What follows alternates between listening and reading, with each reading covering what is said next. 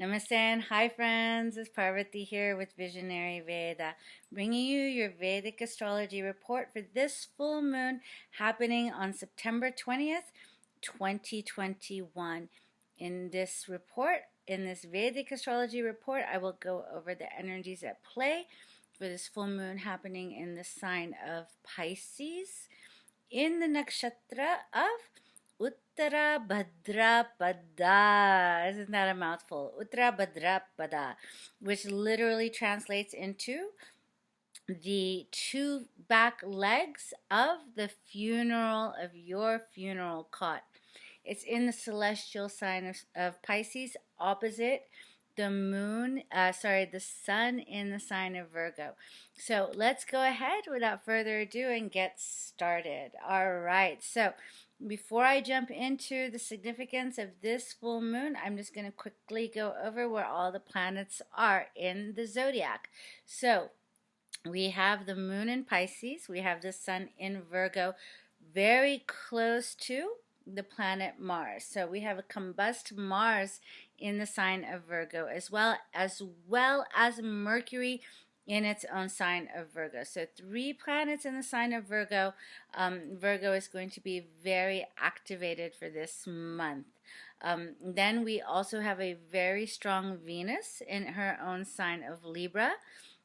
We have a very strong Saturn retrograde in its own sign of Capricorn, and we just have now Jupiter, which has retrograded into the sign of Capricorn to meet up with Saturn as well.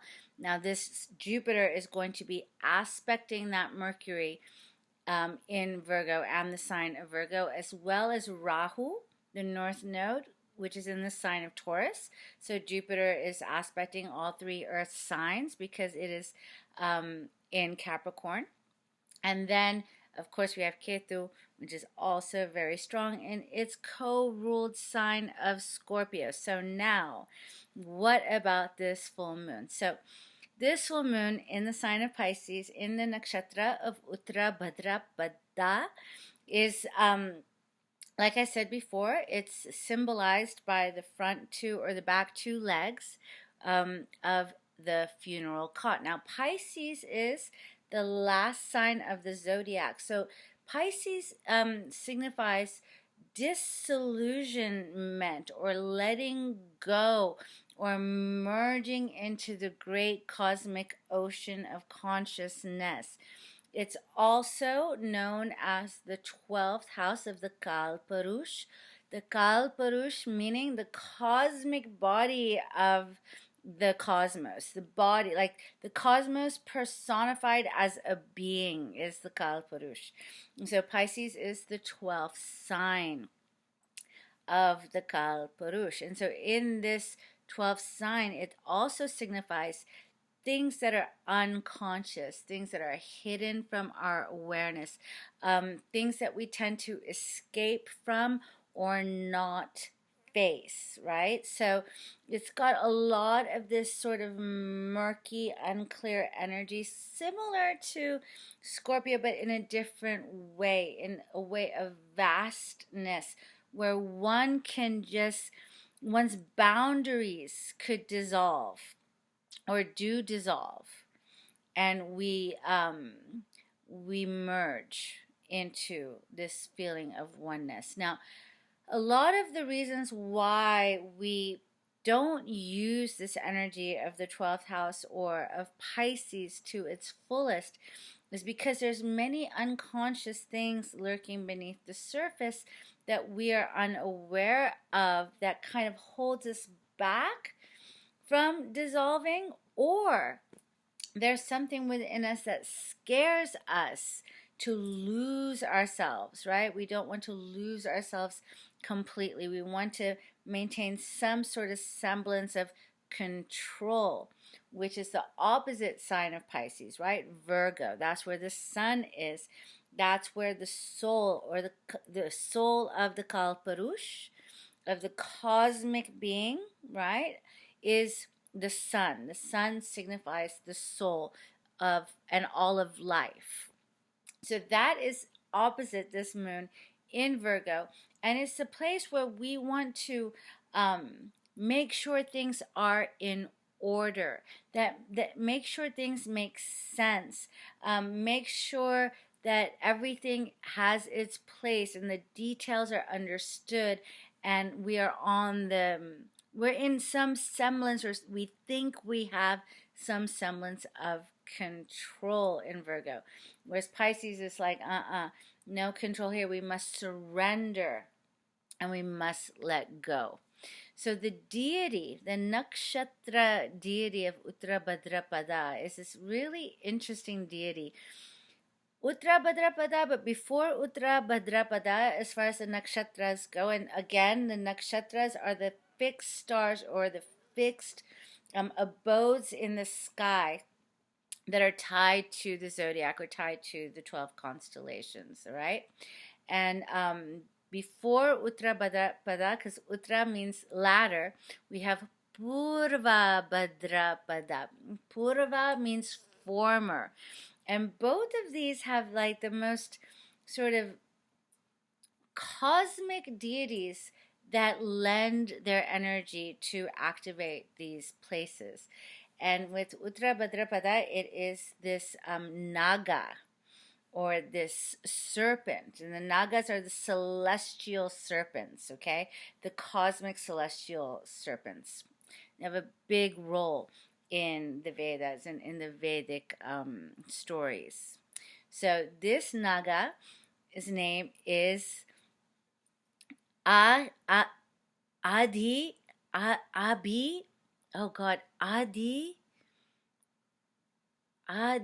oh, I'm going blank. No. AhirBudhnya. AhirBudhnya. Sorry, it took me a while to come up with to remember it. Now, AhirBudhnya can be likened to transformative energy. The energy that comes up in us from the depths of our soul, that maybe we've always known it was there, maybe we always feared coming up, but ultimately shows us where our blocks are. We have to face our fears in order to be able to move to the next level, right? In order to overcome them, we first have to see them.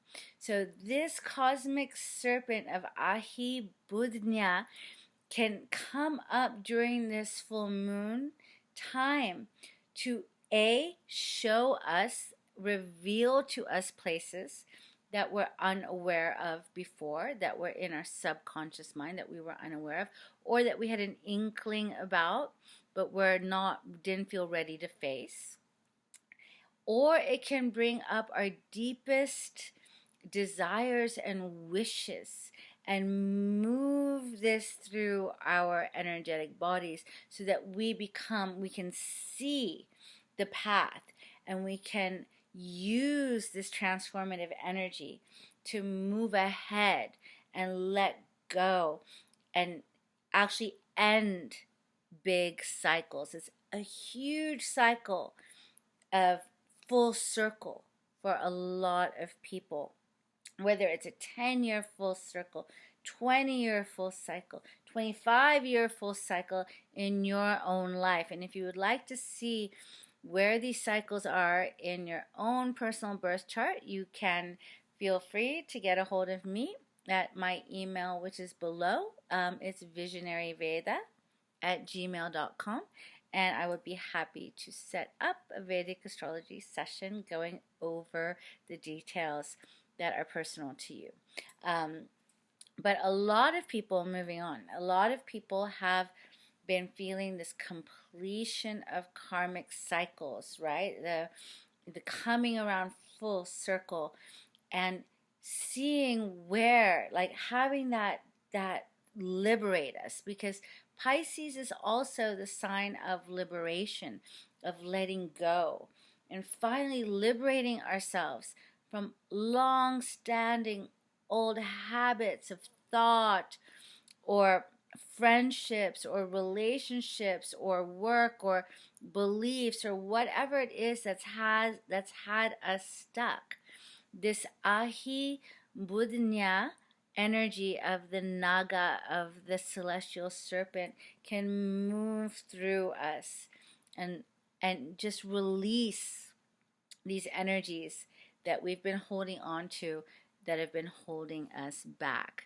Now, I want to talk really quickly, and I know I've done a few videos about this already, but I just want to reiterate the importance now of this full moon in Pisces, which is ruled by the planet Jupiter, and where the planet Jupiter is itself, okay? It's 11th from Pisces. So whatever work that you've been doing, and that this Naga is sort of bringing up into your awareness for release or for inspiration, right, is going to give you great gains. If you surrender to it, you can move forward by leaps and bounds in this time period. Again, why? Because Jupiter is 11th from Pisces, where the moon is going to be, in the sign of Capricorn with the ruler Saturn. Saturn rules Capricorn. And again, this conjunction only happens once, the Saturn and Jupiter conjunction, once in a 20-year cycle. Now, Jupiter is only going to be with Saturn for 2 months.